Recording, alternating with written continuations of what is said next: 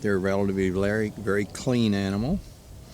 You know, people think of reptiles sometimes not being clean, but they're the cleanest animals on earth, and these little fellows are real close to that because they have no fur or feather, no situations where they perspire stink like us humans, and they have basically no odor at all.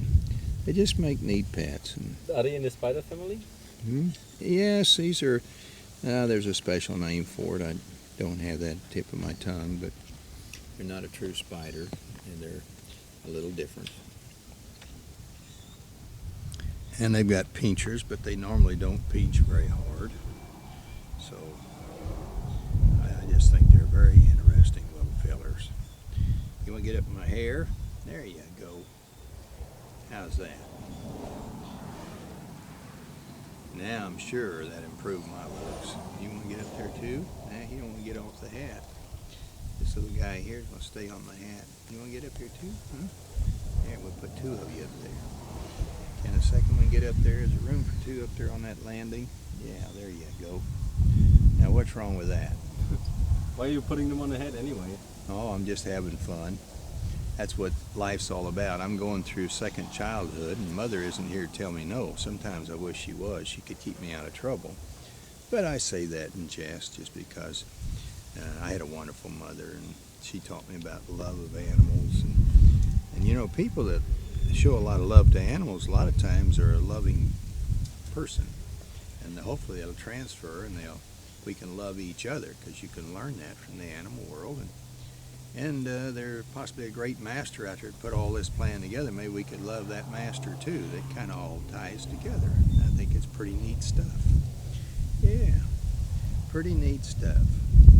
Okay. There you go. How you doing up there, guys? Huh? You all doing okay? Here we go. You're hanging on to my hair. There you go. You still got hair.